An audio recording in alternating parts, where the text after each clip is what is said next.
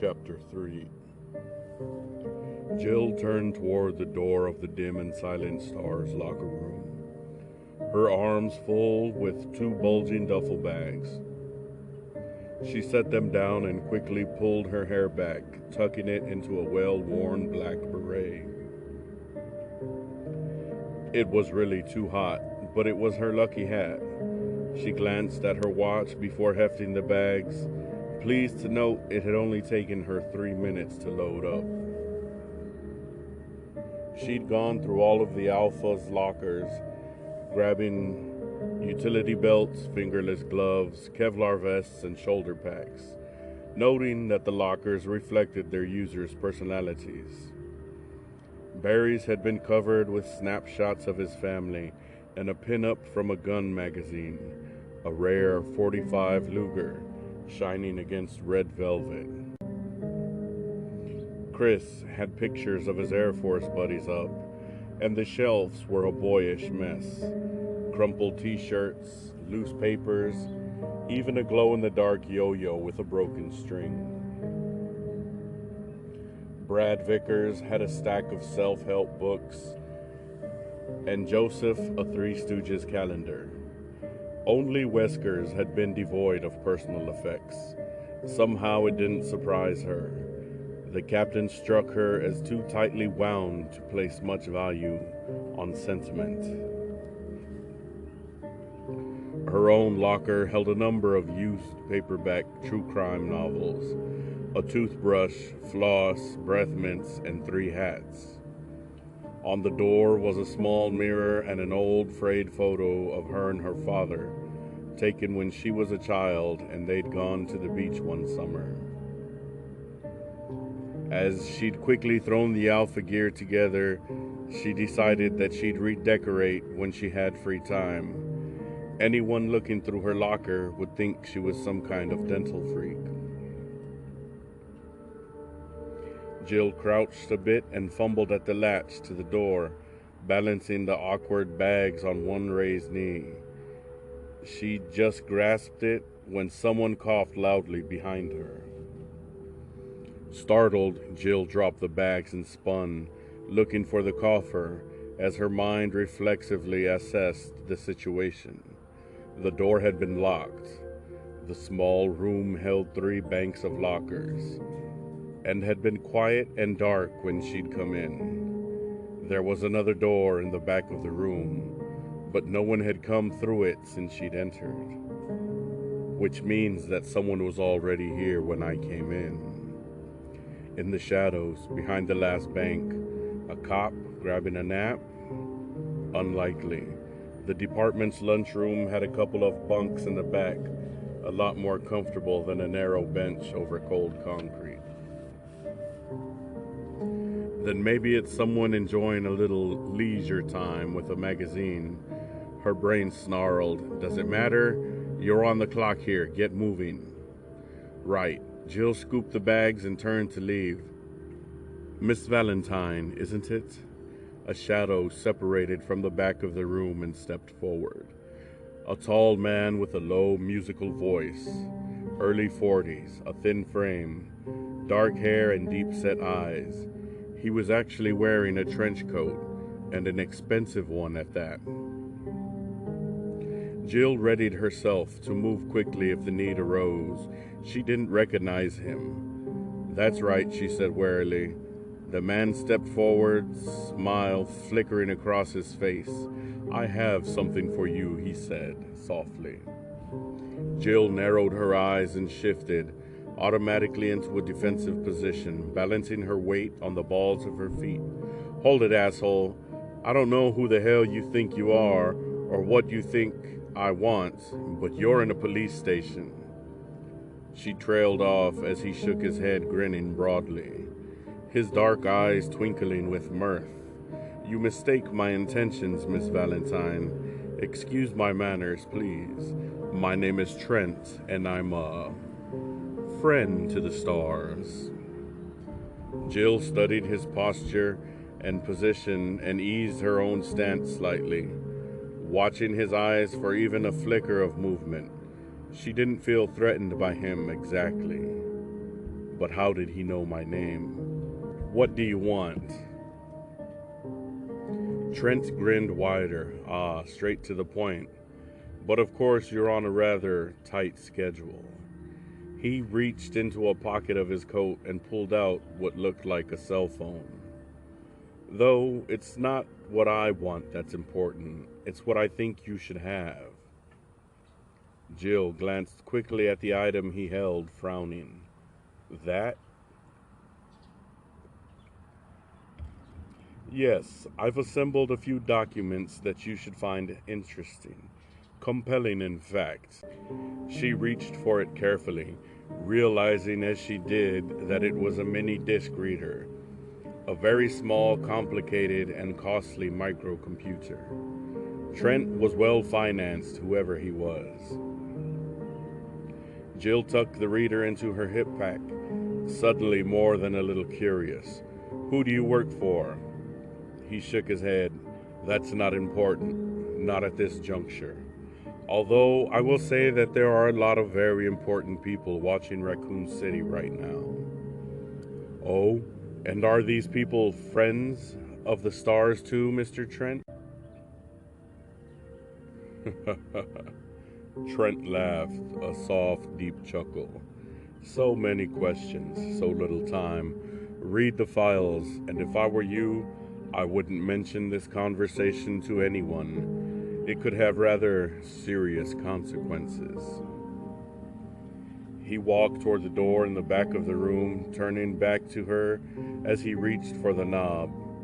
Trent's lined, weathered features suddenly lost all trace of humor, his gaze serious and tense. One more thing, Miss Valentine, and this is critical, make no mistake. Not everyone can be trusted, and not everyone is who they appear to be. Even the people you think you know. If you want to stay alive, you'll do well to remember that. Trent opened the door, and just like that, he was gone. Jill stared after him, her mind going a million directions at once. She felt like she was in some melodramatic old spy movie and had just met the mysterious stranger. It was laughable, and yet he had just handed you several $1,000s worth of equipment with a straight face and told you to watch your back. You think he's kidding? She didn't know what to think, and she didn't have time to think it. The Alpha team was probably assembled, waiting and wondering where the hell she was. Jill shouldered the heavy bags and hurried out the door.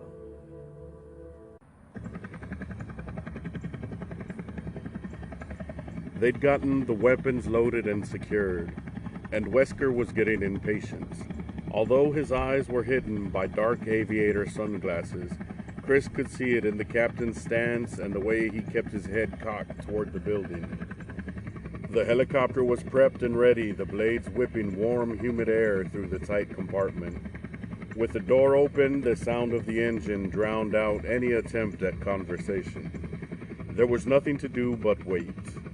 Come on, Jill, don't slow us up here. Even as Chris thought it, Jill emerged from the building and jogged toward them with the Alpha gear. An apologetic look on her face. Wesker jumped down to help her, taking one of the stuffed bags as she climbed aboard.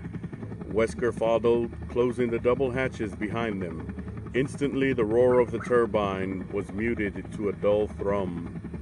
Problems, Jill? Wesker didn't sound angry, but there was an edge to his voice that suggested he wasn't all that happy either. Jill shook her head. One of the lockers was stuck. I had a hell of a time getting the key to work.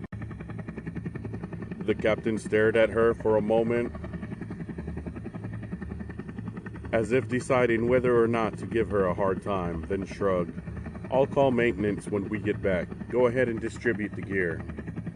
He picked up a headset and put it on, moving up to sit next to Brad as Jill started passing out the vests. The helicopter lifted slowly, the RPD building falling away as Brad positioned them to head northwest. Chris crouched down next to Jill, after donning his vest, helping her sort through the gloves and belts as they sped over the city toward the Arcalay Mountains. The busy urban streets below quickly gave way to the suburbs, wide streets and quiet houses set amid squares of browning grass and picket fences. An evening haze had settled over the sprawling but isolated community, fuzzing the edges of the picturesque view and giving it an unreal, dreamlike quality. Minutes passed in silence as the Alphas prepared themselves and belted in, each team member preoccupied with his or her own thoughts. With any luck, the Bravo team's helicopter had suffered only a minor mechanical failure. Forrest would have set it down in one of the scraggly open fields that dotted the forest, and was probably up to his elbows in grease by now, cursing the engine as they waited for Alpha to show. Without the bird in working order, Marini wouldn't have started the proposed search. The alternative? Chris grimaced, not wanting to consider any alternatives. He'd once seen the aftermath of a serious copter crash back in the Air Force. Pilot error had led to the fall of a Huey carrying 11 men and women to a training mission. By the time the rescuers had arrived, there'd been nothing but charred, smoking bones amidst the fiery debris. The sweet, sickly smell of gasoline-roasted flesh, heavy in the blackened air. Even the ground had been burning, and that was the image that had haunted his dreams for months afterwards. The earth on fire, the chemical flames, devouring the very soil beneath his feet. There was a slight dip in their altitude as Brad adjusted the rotor pitch, jolting him out of an unpleasant memory. The ragged outskirts of Raccoon Forest slipped by below, the orange markers of the police blockade standing out against the thick, muted forest, growing heavy with shadow. ETA 3 minutes, Brad called back, and Chris looked around the cabin, noting the silent, grim expressions of his teammates. Joseph had tied a bandana over his head and was intently relacing his boots. Barry was gently rubbing a soft cloth over his beloved Colt Python, staring out the hatch window. He turned his head to look at Jill and was surprised to find her staring back at him thoughtfully. She was sitting on the same bench as him. She smiled briefly, almost nervously, as he caught her gaze. Abruptly, she unhooked her belt and moved to sit next to him. He caught a faint scent of her skin, a clean, soapy smell. Chris, what you've been saying about external factors in these cases? Her voice was pitched so low that he had to lean in to hear her over the throbbing of the engine. She glanced quickly around at the others, as if to make sure no one was listening, then looked into his eyes, her own carefully guarded. I think you might be on the right track, she said softly, and I'm starting to think it might not be such a good idea to talk about it. Chris's throat suddenly felt dry. Did something happen?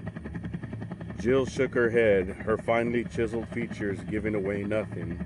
No, I've been thinking that maybe you should watch what you say. Maybe not everyone listening is on the right side of this. Chris frowned, not sure what she was trying to tell him. The only people I've talked to on the job, her gaze didn't falter. He realized suddenly what she was implying. Jesus, and I thought I was paranoid. Jill, I know these people, and even if I didn't, the stars have psych profiles on every member, history checks, professional references. There's no way it could happen.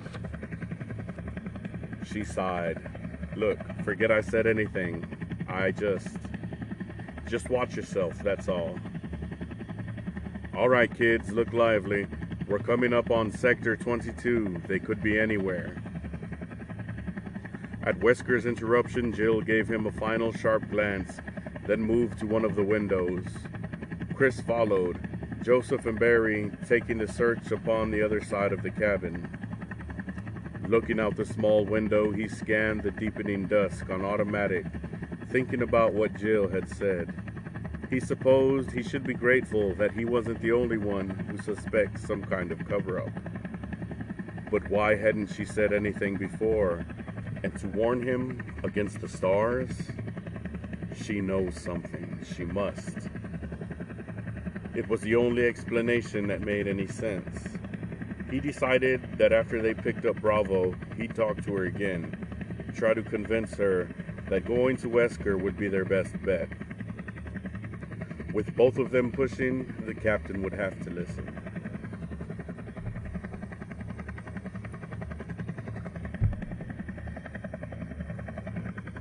He stared out at that seemingly endless sea of trees as the helicopter skimmed lower, forcing his full attention to the search. The Spencer estate had to be close, though he couldn't see it in the fading light. Thoughts of Billy and Umbrella, and now Jill's strange warning circled through his exhaustion, trying to break his focus, but he refused to give in. He was still worried about the Bravos, though as the trees swept by, he was becoming more and more convinced that they weren't in any real trouble. It was probably nothing worse than a crossed wire. Forrest had just shut it down to make repairs. Then he saw it, less than a mile away, even as Jill pointed and spoke, and his concern turned to cold dread. "Look, Chris." An oily plume of black smoke boiled up through the last remnants of daylight, staining the sky with the promise of death. Oh no. Barry clenched his jaw, staring at the stream of smoke that rose up from the trees, feeling sick. "Captain, 2 o'clock sharp," Chris called, and then they were heading for the dark smudge that could only mean a crash. Wesker moved back into the cabin, still wearing his shades. He stepped to the window and spoke quietly, his voice subdued. "Let's not assume the worst.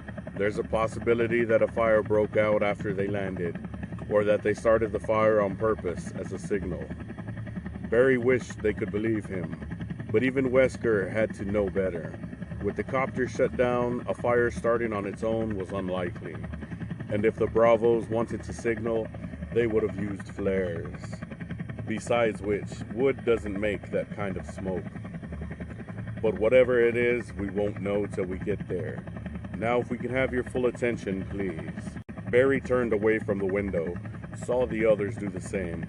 Chris, Jill, and Joseph all wore the same look, as he imagined he did, shock. Stars sometimes got hurt in the line of duty. It was part of the job, but accidents like this? Wesker's only visible sign of distress was the set of his mouth, a thin, grim line against his tan skin. "Listen up. We've got people down in a possibly hostile environment. I want all of you armed, and I want an organized approach. A standard fan as soon as we sit down. Barry, you'll take point." Barry nodded, pulling himself together. Wesker was right. Now was not the time to get emotional. Brad's going to set us down as close to the site as he can get. What looks like a small clearing about 50 meters south of their last coordinates. He'll stay with the copter and keep it warm in case of trouble. Any questions? Nobody spoke, and Wesker nodded briskly. "Good. Barry, load us up. We can leave the rest of the gear on board and come back for it." The captain stepped to the front to talk to Brad, while Jill, Chris, and Joseph turned to Barry. As weapons specialist, he checked the firearms in and out to each STARS team member and kept them in prime condition. Barry turned to the cabinet next to the outer hatch and unhooked the latch, exposing 6 Beretta 9mm handguns on a metal rack, cleaned and sighted only yesterday. Each weapon held 15 rounds, semi-jacketed hollow points. It was a good gun, though Barry preferred his Python, a bigger punch with 357 rounds. He quickly distributed the weapons, passing out 3 loaded clips with each. I hope we don't need these, Joseph said, slapping in a clip, and Barry nodded in agreement. Just because he paid his dues to the NRA didn't mean he was some trigger-happy dumbass looking to kill. He just liked guns. Wesker joined them again, and the 5 of them stood at the hatch, waiting for Brad to bring them in. As they neared the plume of smoke, the helicopter's whirling blades pushed it down and out, creating a black fog that blended into the heavy shadows of the trees.